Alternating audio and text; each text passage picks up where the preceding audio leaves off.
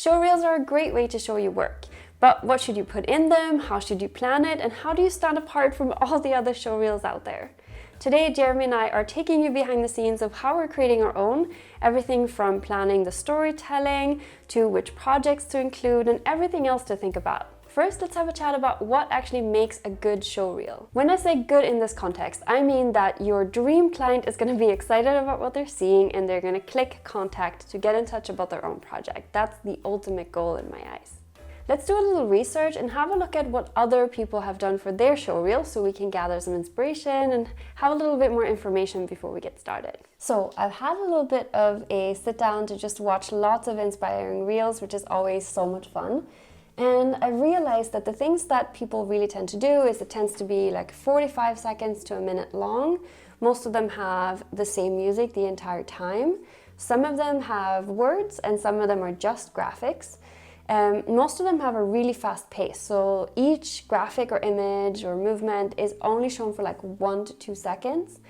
And we also have a lot of them that feel like you're getting like one project is showcased for like maybe 3 to 4 different applications and then they move on to the next project.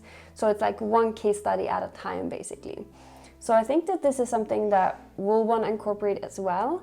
But I just want one way to try to make it feel a bit more us, because if you're just looking at all the showreels and you're getting all this beautiful work, but how does it make you feel about the agency or the studio? Like, how is it going to set us apart so that, well, because the thing that people say when they work with us is that they like our process, they like the quality of the work, of course, but they just feel very calm and like they've been heard in the process of designing. So we really want to find a way to get that across. You might think to yourself, well, I'm not a motion designer, so I'm not going to be able to do this.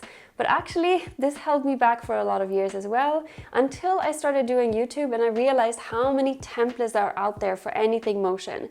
So if you have access to, for example, Premiere Pro, you can actually download files that you can just plug your designs into and they will help you get those animated. So we'll have a look at that a little bit later as well. So Jeremy and I sat down to plan out our storyboard, basically the blueprint for what we're actually going to be filming and the graphics that we're going to be creating. Okay, so the first thing we're going to do before we start having any actual plans for the individual clips is to try to think about the story. Yeah. So trying to storyboard it out. Yeah, we want to like, you know, like a movie, we want to take it through an arc, you know, like what's the beginning, what's the middle, what's the end, even though, you know, for this we might only have 40 seconds to a minute, you know, we still want to make sure that in that time frame we have clear sections that we want to divide it into. Okay, so let's do some frames first. Can I borrow the pen? So let's just do some frames. So if we're doing like 45 to a second, how long is each clip? Like 1 to 2 seconds? Yeah, I would say something like that. I don't think longer than 2 seconds really. Okay, so then that would be, maybe we need like 35 something like that frames or shots. Okay, so basically let's talk about the story first.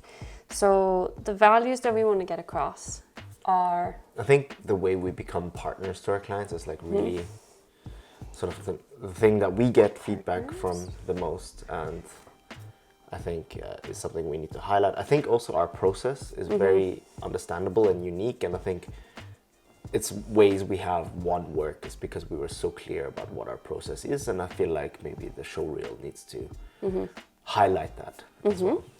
And then probably the sustainability and then the quality of work. Okay, cool.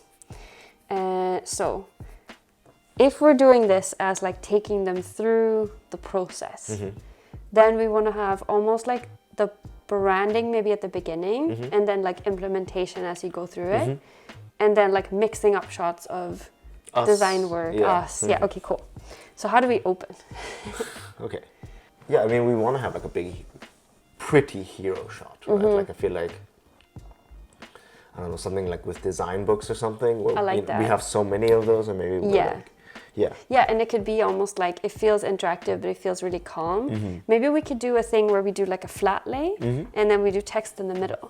Because that way we can get that first. This is actually important to talk about how much text we want to incorporate. Yeah, not too much. We want to have some punchy headlines or some punchy slogans in there, but I don't think we should make them read per se. Yeah, maybe the exciting results calm process. That could be like a good one to have as the punchline, and then at the end we could do the other one, which is like the easy to implement, hard to forget. Yeah. So that could be like the red thread. So we've been working on this for maybe half an hour and just trying to like get the ideas out. So this looks super rough, but it's basically just trying to get the idea of the shots that we want to get. So it'll be like a mix between like over the shoulder designing, like we've mapped out exactly what portfolio projects we want to put. So we started by putting underneath exactly like what we wanted, but then we did like a sketch for just the layout of like, oh, this will be a group mock-up, or this will be like one where we showcase how to use a template or something. And none of these are like set in stone. We just sort of wanted to give ourselves a broad guideline into what we are going to do with this showreel.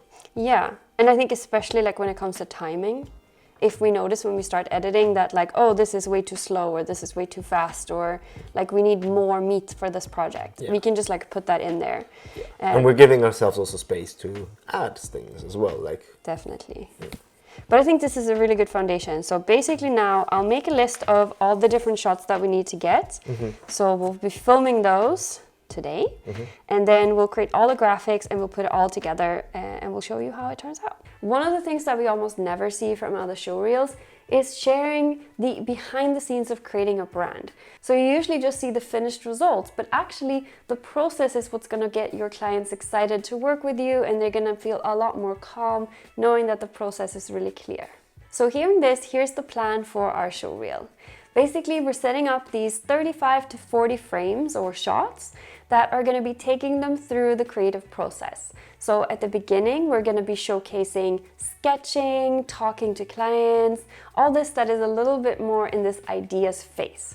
Then we're going to go into branding, showcasing logo designs and more typical brand apparel. And then we're going to phase it into more brand application like packaging, merchandise, things like that. So I mentioned before that we would talk about video templates. And this is not sponsored, but we personally use Envato Elements for this. They have a bunch of templates for programs like Premiere Pro, for example, which we use to edit our videos. So for example, let's say that we want to showcase social media post designs for a branding project. To maybe give a little bit more of that real world application, then I can just go and add the filter here and then search, and we can get all these nice options that we can preview. I then download it and open it as a MoGrid file, and then we can just edit the different aspects like adding our own images, for example. And I really like having a look at these templates at the same time as we're storyboarding, because it helps me plan out the exact shots and any potential transitions that we might need to make more precisely. We're not going to shoot all these different shots, and I've made a list in Milanote just to make sure that we're not going to miss anything. Because we're filming this video at the same time, I've made one list for what needs to go for the YouTube video and one list of shots we need to get for the reel itself, for the show reel. This way I can make sure that we don't miss anything and we don't actually have to go back and fix the set afterwards.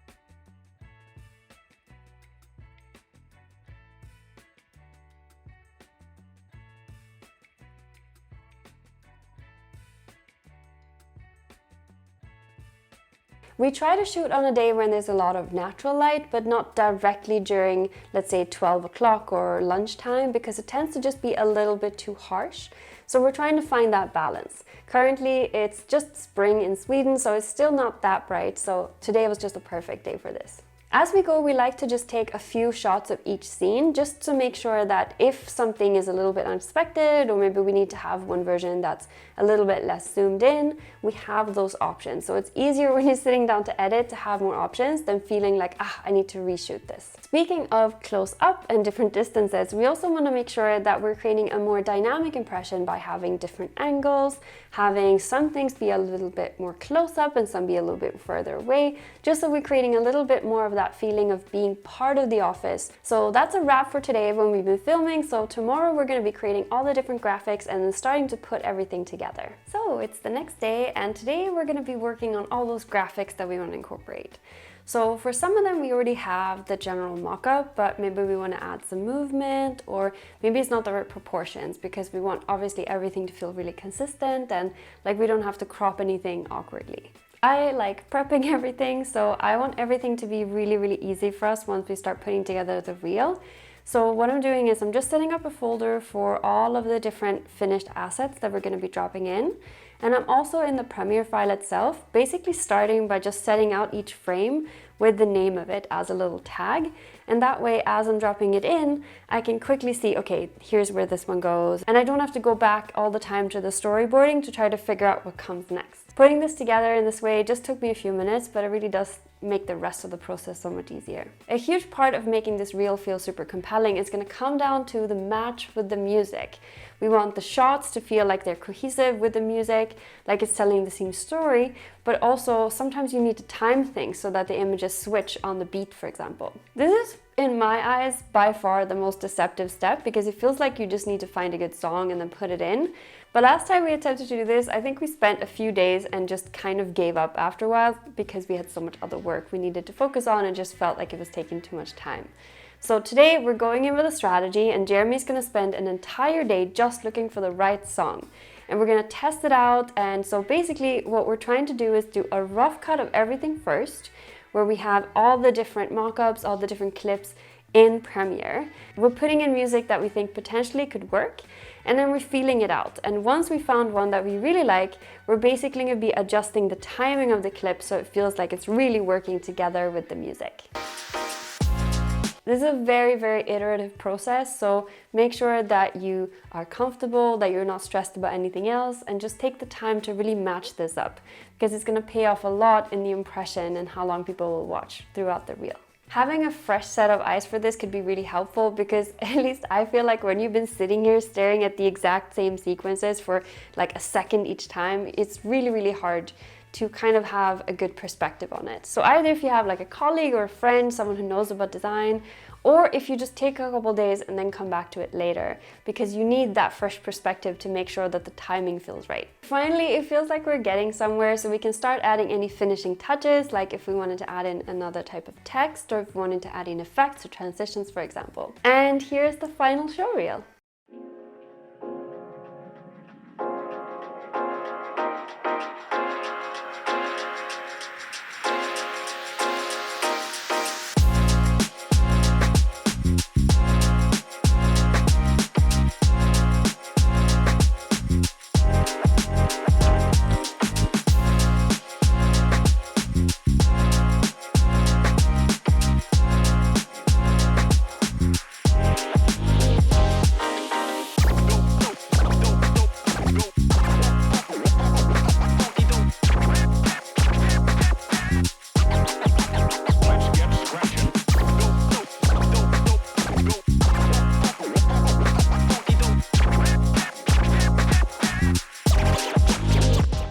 I'm super curious if you've tried creating a showreel, if this is something that inspired you to go and give it a shot. I would really like to know how you're thinking about the story about your showreel, so make sure that you leave a comment so we can all learn from each other and exchange ideas. Thank you so much for watching. Good luck with your projects and your showreel, and see you next time.